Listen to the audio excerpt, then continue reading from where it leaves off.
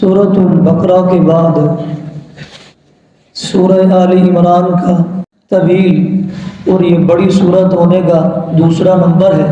آل کسی کہا جاتا ہے، لفظ آل کا معنی بچے یا بیوی، لفظ آل کا معنی ماننے والے کو بھی کہا جاتا ہے۔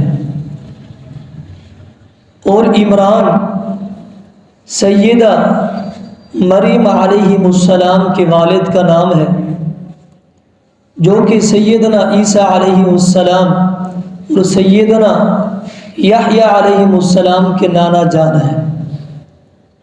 سورۃ آل عمران میں عمران کی بیوی اور بیٹی مریم علیہ السلام کا اور نواسوں کا ذکر ہے، اس وجہ سے اس سورت کا نام سورۃ آل عمران رکھا گیا ہے۔ اب یہ سورۃ آل عمران کا تقریباً نصف یا اس کے قریب کا حصہ عیسائیوں کے عقیدے کے اوپر نازل ہوا ہے۔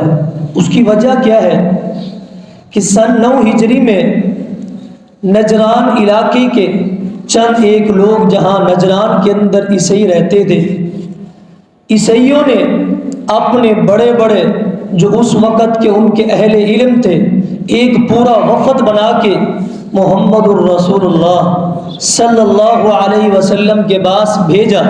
یہ پورا ایک وفد عیسائیوں کا، اہل علم کا، آپ صلی اللہ علیہ وسلم کے پاس مدینہ آیا۔ آپ نے ان کو مسجد نبوی کے اندر جگہ دی ہے۔ آپ اندازہ لگائیں، عیسائی ہے، آپ نے ان کو جگہ مسجد نبوی کے اندر دی ہے۔ کس لیے مسجد کے اندر جگہ دی ہے؟ کہ مسجد کے اندر رہیں گے، عبادات کو دیکھیں گے، صحابہ کرام کے معاملات کو دیکھیں گے اور دین اسلام کو قریب سے دیکھیں گے۔ اس وجہ سے ہو سکتا ہے ان کے دل کے اندر اسلام کی محبت جاگ جائے۔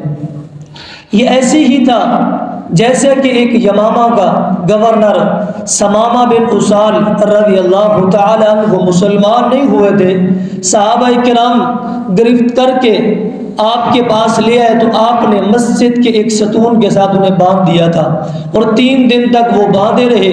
آپ انہیں کھانا بھی دیتے رہے اور ان کے پاس آ کے پوچھتے رہے کہ ثمامہ تمہارا کیا ارادہ ہے؟ تو وہ یہی کہتے تھے، ان تنعم تنعم علی شاکر وان تقتل تقتل زاد من، اگر چھوڑ دو گے تو شکریہ ادا کریں گے، اگر قتل کرو گے تو قتل کے بدلے قتل کر دیے جاؤ گے۔ یعنی ایک اپنے علاقے کا وہ گورنر تھا، اس کی ایک اپروچ تھی، طاقت تھی، اپنی طاقت کے بل بوتے وہ بتا رہا تھا کہ اگر چھوڑ دو گے شکریہ ادا کریں گے، قتل کرو گے تو بدلے میں آپ قتل کر دیے جاؤ گے۔ لیکن آپ ان کی باتیں سنتے رہے اور پھر بھی مسجد کے اندر ان کو باندھ کے رکھا، مسلمان نہیں ہوئے تھے۔ اس وجہ سے صحابہ کرام کے اعمال کو دیکھیں، جو آپ نے ان کی تربیت کی ہے، اس تربیت کو دیکھیں، قریب سے دیکھیں۔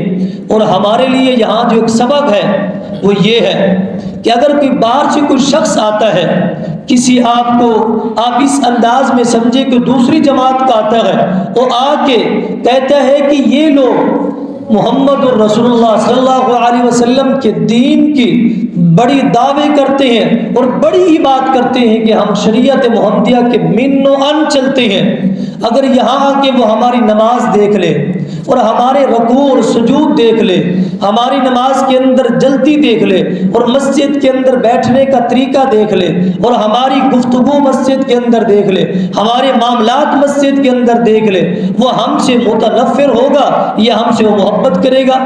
وہ دین کی وجہ سے ہم سے محبت کرنے کے لیے یہاں آیا ہے۔ اگر اس کو صحیح معنی میں دین ہی نہیں ملا، صحیح معنی میں اس کو چیز ہی نہیں ملی، وہ جس جگہ سے آیا ہے وہ ویسے ہی چلا جائے گا۔ ایسے ہی ہے انسان کو جو تربیت ملتی ہے اور دین اسلام کی جو پرچار ہے، وہ انسان کا یہ 6-7 فٹ کا جو قد ہے، اس سے دین نکلے گا، وہ انسانوں کے دلوں کے اندر جا کے جگہ بنائے گا۔ اس کے اندر اتنا محبت ہے، اس دین کے اندر اتنا خیر خواہی ہے، اس دین کے اندر اتنا محبت ہے۔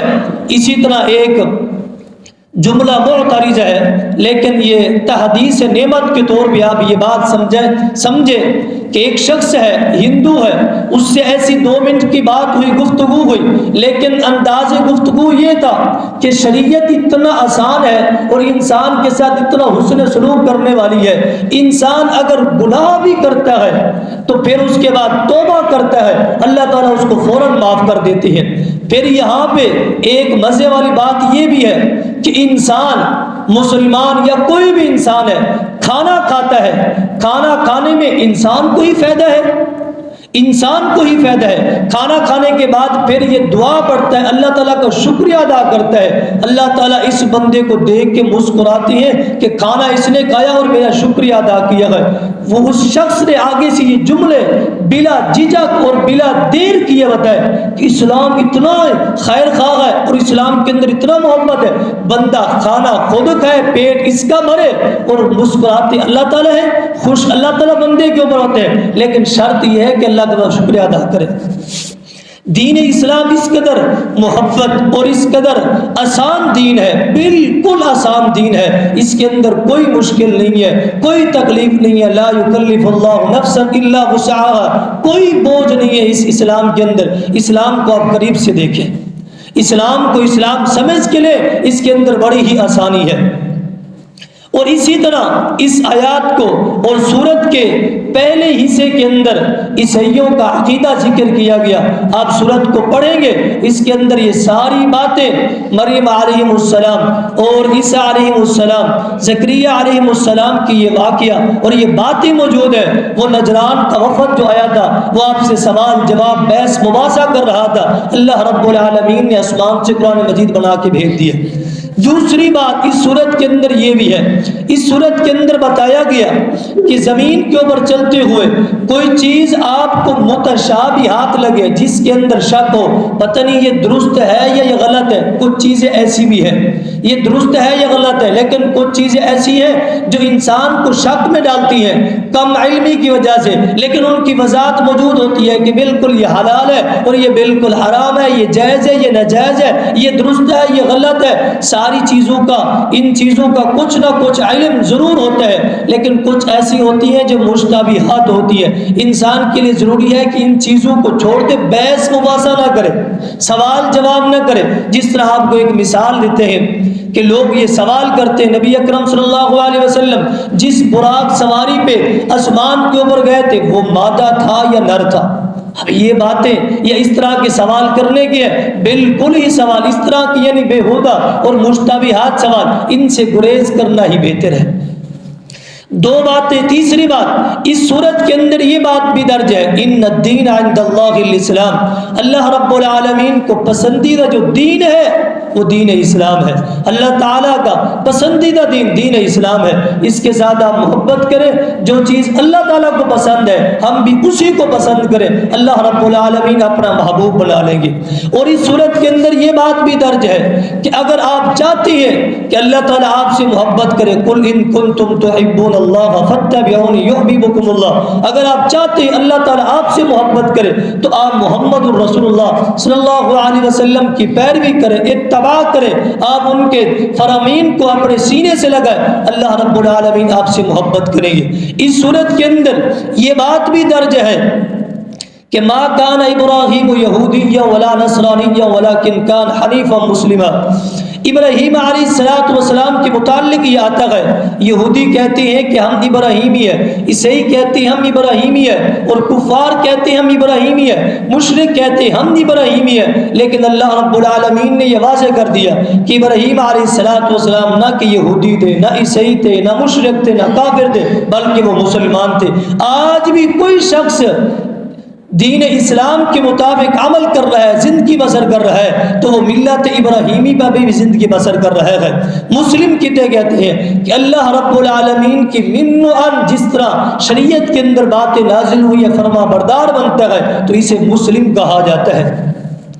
اس صورت کے اندر اللہ رب العالمین نے دو الفاظوں کے اندر یہ بات واضح کر دی ہے کہ دین اسلام کے علاوہ کوئی دوسرا دین اگر آپ لے کے آؤ گے تو مجھے وہ دین قبول نہیں ہے۔ دین اسلام ہی آپ نے لے کے آنا ہے۔ کیوں؟ جب تک قیامت قائم نہیں ہوگی یہ دین اسلام ہی قائم رہے گا۔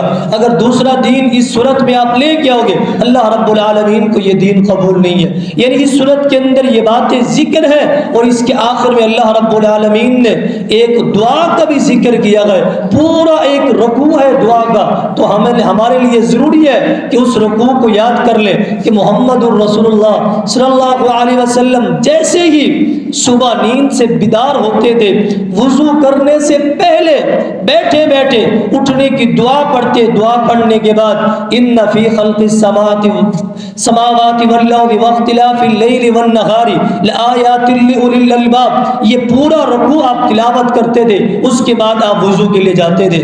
یہاں سے پتہ بھی چلتا ہے کہ سونے کے جب انسان اٹھتا ہے دعا پڑھنے کے بعد بغیر وضو کے قرآن مجید کی تلاوت بھی کر سکتا ہے، قرآن مجید کی تلاوت کی جا سکتی ہے، دعا کے نظریے سے بڑھ سکتا ہے یا ویسے ہی قرآن مجید کی تلاوت کر سکتا ہے۔ اگر وضو کے ساتھ کرے تو یہ زیادہ بہتر ہے، اگر بغیر وضو کے بھی اور ہاتھ چھوئے بغیر ہی وہ تلاوت کر رہا ہے تو وہ کر سکتا ہے۔ اس سے ہمیں یہ دلیل مل جاتی ہے کہ ہم قرآن مجید کی تلاوت کرنا چاہتے ہیں لیکن وضو نہیں ہے تو ہم کیا کریں، تلاوت کر سکتے ہیں۔ لیکن یہاں پہ قرآن مجید ہے، اس کی تلاوت بغیر وضو کے ہم کیسے کر سکتے ہیں؟ ایسا ہرگز نہیں ہے۔ لا یمسہ الا المطہرون، قرآن مجید کی آیات ہے، وضو کر کے کریں تو بہتر ہے، اس میں کوئی حرج نہیں ہے۔ لیکن یہاں پہ اگر ہم اس کا معنی پڑھنا چاہتے ہیں تو بغیر وضو کے ہم پڑھ لیتے ہیں۔ تلاوت کرنے کی باری آتی ہے تو ہم تلاوت نہیں کرتے، ہم آیات پیش کرتے ہیں۔ لا یمسہ الا المطہرون، آیات کی فضیلت اپنی جگہ پہ ہے، اس کے اندر کوئی شک نہیں ہے۔ اگر ہم معنی پڑھنا چاہتے ہیں، اس کا ترجمہ اور تفسیر پڑھنا چاہتے ہیں تو ہم بغیر وضو کے پڑھ لیتے، اس کے لیے ہمارے پاس کوئی دلیل نہیں ہوتی، یہ ایک دلیل پیش کی جاتی ہے۔ لیکن میرا ان سے سوال یہ ہے، کیا اس ترجمے کے اندر، اس تفسیر کے اندر اللہ رب العالمین کا نام نہیں آتا؟ کیا اللہ تعالیٰ کا نام پاک نہیں ہے؟ کیا اس تفسیر کے اندر محمد رسول اللہ صلی اللہ علیہ وسلم کا نام نہیں آتا؟ کیا آپ کا نام پاک نہیں ہے؟ جس طرح قرآن مجید کے الفاظ پاک ہیں، یہ مطہرہ ہے، اسی طرح اللہ رب العالمین کا نام بھی پاک ہے، مطہرہ۔ بغیر وضو کے ترجمہ اور تفسیر پڑھ رہی ہیں، قرآن مجید کی تلاوت عربی ہم نہیں پڑھ رہے، وہ بھی اللہ رب العالمین کی کلام ہے، اللہ تعالیٰ کا ذکر ہے، ترجمے کے اندر بھی اللہ کا نام آتا ہے، محمد صلی اللہ علیہ وسلم کا نام آتا ہے، وہ ہم لے لیتے ہیں لیکن قرآن مجید کی تلاوت نہیں کرتے۔ یہ ایک یعنی نقطہ نظر ہے، لیکن اس نقطہ نظر کو اگر درست نظر سے دیکھا جائے تو زیادہ یہ اولا ہے، بہتر ہے۔ سورۃ النساء کا نمبر ہے۔ سورۃ آل عمران میں اس بات کا ذکر تھا کہ جنگ احد کس طرح مسلمانوں نے یہ جنگ لڑی اور کن کے ساتھ لڑی، اور جنگ احد کے بعد اسی کا جو پس منظر ہے وہ سورۃ نساء کے اندر درج ہے۔ اس کی ایک بڑی بہترین زبردست امت محمدیہ کے لیے، مسلمانوں کے لیے ایک تربیت ہے گھریلو اعتبار سے۔ جنگ احد میں سامنے فوج مسلمانوں کو جو تھی کفار وہ 3000 پر مشتمل تھی، اور مسلمان ان کے مقابلے میں 1000 تھے، جن میں سے 300 منافق تھے، اور منافقوں نے آپس میں یہ مشورہ کر کے مسلمانوں سے علیحدہ ہو گئے اور جنگ لڑنے کے لیے تیار ہی نہیں ہوئے۔ تو مسلمان 1000 تھے، 300 اس میں سے نکل گئے، باقی مسلمان 700 بچے۔ سامنے مقابلہ کرنے والی جو فوج ہے وہ 3000 پر مشتمل ہے۔ مسلمانوں نے جنگ کی، اللہ رب العالمین نے آخر مسلمانوں کو فتح دے دی۔ اور یہاں پہ ایک ضمناً بات بھی عرض کر دو، کچھ لوگ صحابہ کرام کی عداوت میں آ کے ایک جملہ کہتے ہیں کہ جنگ احد میں مسلمانوں کو جو شکست ہوئی تھی ایک لمحے کے لیے، کچھ وقت کے لیے، وہ صحابہ کرام کی مال و متاع اور حرص کی وجہ سے ہوئی تھی۔ پہلا جملہ تو یہ ہے کہ مسلمانوں کو شکست ہی نہیں ہوئی تھی، عالمی اعتبار سے اگر دیکھا جائے، انٹرنیشنل اعتبار سے دیکھا جائے، جنگ ہارنے کے 3 اصول ہوتے ہیں۔ کیا وہ تینوں کے تینوں اصول اس جنگ کے اندر چند لمحے کے لیے موجود تھے؟ وہ 3 اصول کون سے ہوتے ہیں؟ پہلا نمبر یہ ہوتا ہے کہ سامنے مخالف جو فوج ہے ان کا جو جھنڈا ہے، علم ہے، وہ زمین پہ گر جائے تو یہ گرنا ہی علامت ہوتی ہے کہ مخالف فوج ہار گئی ہے، شکست میں ان کو شکست مل چکی ہے۔ دوسرا نمبر اور دوسرا اصول یہ ہوتا ہے کہ سامنے جو مخالف فوج ہے وہ پیٹھ دے کے بھاگ جائے تو یہ ہارنے کی علامت ہے۔ تیسرا اور آخری نمبر یہ ہے ہارنے کی، شکست کھانے کی، کہ مخالف فوج کا جو سپہ سالار ہے، لیڈر ہے، وہ شہید ہو جائے۔ ان تینوں میں سے کیا صحابہ کرام اور مسلمانوں کا یہ اصول جو 3 بتائے گئی ہیں، ان تینوں اصولوں میں سے کوئی ایک اصول پایا جاتا ہے؟ ان میں سے ایک بھی نہیں پایا جاتا۔ نہ ہی جھنڈا گرا تھا اور نہ ہی مخالف صحابہ کرام پیٹھ دے کے بھاگے ادھر رہے تھے، وہیں سے کفار کی طرف سے یہ آواز آ رہی تھی، کیا محمد صلی اللہ علیہ وسلم، ابو بکر صدیق، عمر بن خطاب یہ زندہ ہے یا نہیں ہے؟ اس طرح کی آوازیں وہ لگا رہے تھے، وہ پوچھ رہے تھے پہاڑ کے اس دامن سے کہ یہ علامت اور نشانی تھی اگر وہ شہید ہو گئی ہے، جیسے کہ ایک جھوٹی افواہ بھی کچھ دیر کے لیے پھیلی تھی کہ محمد صلی اللہ علیہ وسلم نعوذ باللہ شہید ہو گئی ہے، تو اسی طرح کفار نے بڑا ہی اپنے آپ کے جوش و خروش اور اپنے آپ کی خوشی کا اظہار کیا تھا اور اپنے جو جھوٹے معبود اور باطل ان کے معبود ہیں ان کا شکریہ ادا کرتے ہوئے ان کے ناموں کو بلند کیا تھا۔ یہ اس کی علامت تھی۔ نہ سپہ سالار شہید ہوئے، نہ صحابہ کرام پیٹھ دے کے بھاگے، نہ علم جو ان کے ہاتھ میں تھا وہ گرا۔ ان تینوں اصول سے وہ تو بالا تر تھے، پھر شکست کیسے ہوئی؟ شکست ہی نہیں ہوئی تھی۔ یہ جملہ یہ غلط ہے۔ بہرحال اپنے موضوع کی طرف آتی ہیں۔ جب مسلمانوں کے کچھ صحابہ کرام شہید ہو گئے، فوج میں سے چند ایسے نوجوان شہید ہو گئے، تقریباً 70 کے قریب شہید ہو گئے، اور مسلمانوں کی عورتیں بیوہ ہو گئی، بچے یتیم ہو گئے۔ مدینہ کے اندر منافقین اور یہودی زیادہ طاقتور اور ان کے تہمت اور ان کی باتیں مسلمانوں کو تکلیف دینا شروع ہوئی۔ اللہ رب العالمین نے گھریلو معاملات کو درست کرنے کے لیے اور عورتوں کی حفاظت کے لیے، بچوں کے تحفظ کے لیے سورۃ نساء کو اللہ رب العالمین نے نازل کیا تھا۔ جب یہ سورت نازل ہوئی، اس سورت کے اندر آپ دیکھیں خواتین کا ذکر ہے اور یتیم بچوں کا ذکر ہے کہ ان کا مال ان کو دیا جائے، ان کا حق ان کو دیا جائے۔ یتیم بچوں کا جو مال ہے، حق ہے، جو صحیح ہے، درست ہے، ان کو ان کا حق دیا جائے۔ خواتین کو ان کا حق مال ان کو دیا جائے، پورا پورا دیا جائے، ان کو لٹا دیا جائے، اور یتیم بچوں کے مال کو کھایا نہ جائے اور ان کے مال کو اصل چیز سے نقل کے ساتھ اس کو تبدیل نہ کیا جائے۔ یعنی ایک زمین یا ایک باغ بالکل کم پھل دیتا ہے، دوسرا زیادہ پھل دیتا ہے، اس کا پانی بھی میٹھا ہے اور نیچے چشمہ بھی چل رہا ہے، ان چیزوں کو تقسیم نہ کیا جائے اور ان کو تبدیل نہ کیا جائے۔ جو جس یتیم بچے کا مال ہے اس کو لٹا دیا جائے، اور خواتین کا جو حق مار بنتا ہے ان کا حق مار ان کو دیا جائے۔ اگر نہیں دیں گے تو وہ شخص گناہگار ہوگا۔ حق مار کے متعلق بات نہیں ہے، بڑی اہم بات ہے۔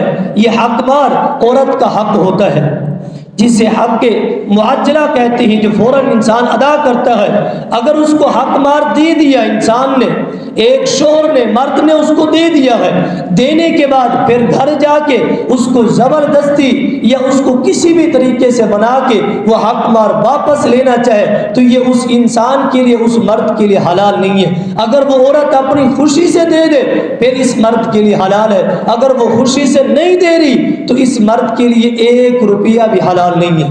پھر یہاں پہ ہمارے معاشرے کے اندر ایک بہت ہی بڑی افسوسناک بات یہ بھی ہوتی ہے کہ جو کچھ ہم لکھوا دیتے ہیں، ایک کاغذی کارروائی تو ہم پوری کروا دیتے ہیں، معاشرے کو خوش کرنے کے لیے، سامنے والے لوگوں کو خوش کرنے کے لیے، اپنے آپ کو بالدار دکھانے کے لیے چیزیں لکھوانے کے بعد پھر جب دینے کی باری آتی ہے تو ہم دیتے نہیں ہیں۔ قرآن کے اندر، اس سورت کے اندر یہ بات درج ہے، اگر آپ ان کو حق مار جو لکھوا چکے ہو نہیں دے گے، کل قیامت کے دن اللہ رب العالمین اس عورت کا حق مار پہلے دلوائیں گے، پھر تمہیں جنت یا جہنم جیسے بھی ہے اس کا فیصلہ بعد میں ہوگا۔ وہاں انسان کے پاس حق مار ہوگا تو ہوگا کیا؟ انسان کے نیک اعمال ہوں گے، وہ نیک اعمال اس حق مار کے عوض عورت کو دیے جائیں گے۔